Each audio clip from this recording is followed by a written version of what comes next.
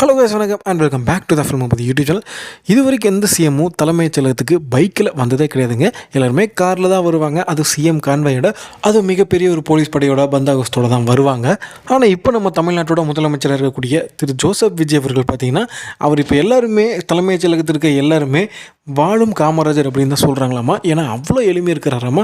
ஆஃபீஸ்க்கு அவர் போட்டுட்டு போகிற காஸ்டியூம்ஸ் மட்டும்தான் பார்க்குறது ரிச்சாக இருக்குமா. ஆனால் அவர் சாப்பிட்ற சாப்பாடு, நடந்துக்கிற விதம் எல்லாமே ஒரு சாதாரண வாழ்க்கை வர கவர்மெண்ட் எம்ப்ளாயி தன்னோட லைஃப் ஸ்டைலை எப்படி வாழ்வானோ அதே போல் நம்ம முதல்வர் விஜய் அவர்களும் அநியாயத்துக்கு எளிமையாகவும் தனக்கு கீழே வேலை செய்கிறவங்ககிட்ட எந்த ஒரு ஏற்றத்தாழ்வு இல்லாமல் சரிக்கு சமமாக பழகிட்டு இருக்கிறாரு நம்ம சிஎம் விஜய் அவர்கள். இதுக்கு முன்னாடி இருந்த எந்த சிஎம் கிட்டையுமே இப்படிப்பட்ட ஒரு நல்ல குவாலிட்டியாக பார்த்துருக்கவே முடியாது. எக்ஸாம்பிளுக்கு நம்ம ஆபாச நிதி என்னும் உதயநிதி அவர்களே எடுத்துக்கோமே. அவர் ஆஃபீஸ்கிட்ட இருந்தார் அப்படின்னா அவருக்கு கீழே வேறு சேர எந்த எம்ப்ளாய்கிட்டையுமே கையை கொடுத்தோ இல்லை வணக்கம் சொல்லவே மாட்டாரா. அந்த எம்ப்ளாயிஸ் இவரை பார்த்து ஹாய்னு சொல்லி விஷ் பண்ணுவாங்களாம். ஆனால் இவருக்கு இவங்க விஷ் பண்ணுறாங்க தெரிஞ்சும் கண்டுக்காத மாதிரி அந்த இடத்த விட்டு போயிடுவாரா.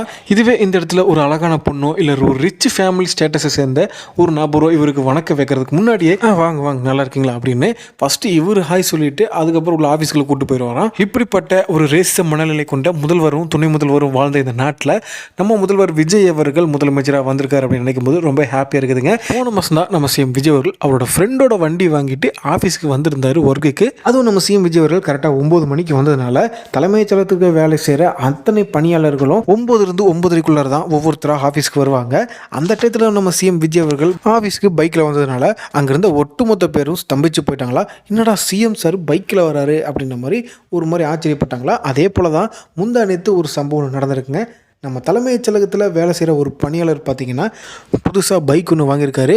இதை தெரிஞ்சுக்கிட்டு நம்ம சிஎம் விஜய் அவர்களும் அந்த ஒர்க்கர்கிட்ட போயிட்டு, என்ன சார் புதுசாக பைக்கெல்லாம் வாங்கியிருக்கீங்க, ட்ரீட்டெல்லாம் கிடையாதா அப்படின்னு சொல்லி கேட்டதுக்கு, சார் நான் எப்படி சார் உங்களுக்கு ட்ரீட்லாம் கொடுக்க முடியும், அந்தளவுக்கு நான் ஒன்றும் பெரிய ஆள் கிடையாது சார் அப்படின்னு சொன்னதுக்கு, நீங்கள் ட்ரீட்லாம் ஒன்றும் தர வேண்டாம், உங்கள் பைக் சாவி கொடுங்க, நான் ஒரு ரவுண்டு போயிட்டு வரேன் அப்படின்னு சொல்லி நம்ம சிஎம் விஜய் ரொம்ப அப்பாவியாட்ட அந்த பைக் சாவி வாங்கிட்டு ஒரு ரவுண்டு போயிட்டு வந்திருக்காருங்க.